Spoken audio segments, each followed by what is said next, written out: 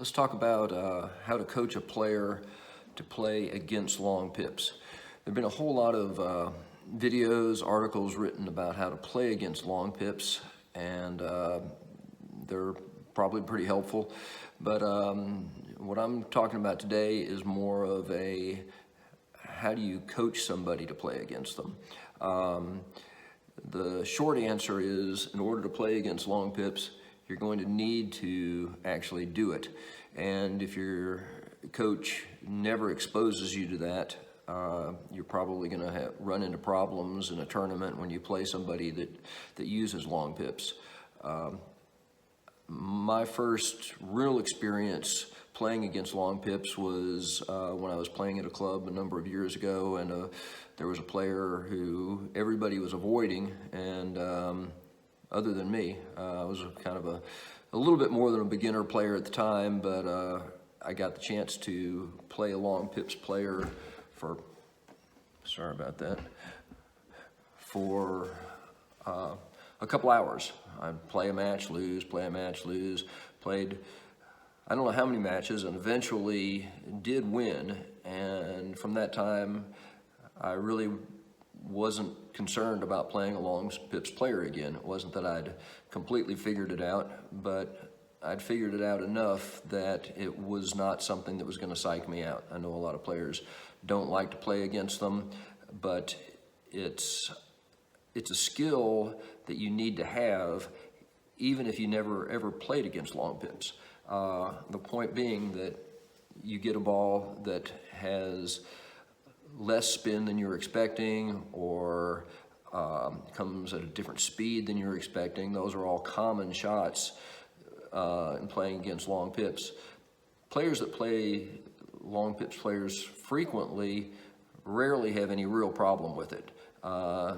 They will see a stroke that looks like topspin, realize it's coming as light underspin, easily know what to do with that, whether it's push it, roll it, whatever it is, because they've seen it before. So one of the coaches that I had said that he usually used Tenergy rubber when he was coaching, which was actually a really good idea because most of his students would play players that played against Tenergy. And that's a good idea. You want to try to make the coaching experience as close to what players are going to see when they're actually playing in matches and tournaments. Unfortunately, what happens is a lot of players play only against players that use inverted rubber. Their coach never exposes them to the types of players that they're going to run into, especially at the intermediate level. You don't see a lot of really good short pips players as beginners. There are even more, well, they're probably equally rare at the top levels, except for perhaps some good choppers that you would use long pips. They're plentiful in intermediate levels. You go into tournaments, you may find your entire group might be long pips players, or at least a good portion of them. If you play enough tournaments, you're going to run into them, and you have to know how to play against them. So how do you coach them? What I do is expose players to that, not every time. I mean, probably most of my coaching is done with inverted rubber, and most of the multi-ball I do is inverted, but occasionally we'll do stuff where they have to work against balls that have no spin, where I feed the ball with either a long pip or whatever racket I'm using, try to make sure that it doesn't really have much spin, so that they have to create the spin themselves. They have to read the spin. They don't just automatically assume that every ball is coming with moderate top spin or whatever they're typically used to. So one player told me he didn't like to play against long pips because he didn't like to think, and didn't like to think when he was playing. It's not really a good approach. Table tennis, you do have to play a lot by instinct, but you do also have to think about what's going on and analyze your opponent, and you don't want to really lose to the least athletic person in the gym who's giving you the slowest ball, which is not always the case. There's some very athletic people that use long pips and anti-spin for that matter.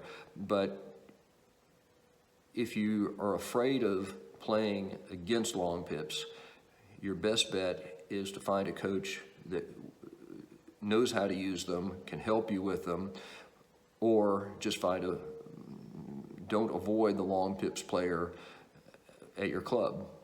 In fact, play them as often as you can, especially if they give you problems. I've got certain opponents who complain every time they see me coming, or every time they see they actively avoid other players that they've known that have used long pips, and it's going to stunt your development. So when I'm coaching somebody, and I've had people come to me specifically because they wanted to learn how to play against long pips, then they get a heavy dose of those no spin, unpredictable balls. We approach it the same way we would any other kind of training, in that what's going to be your pattern.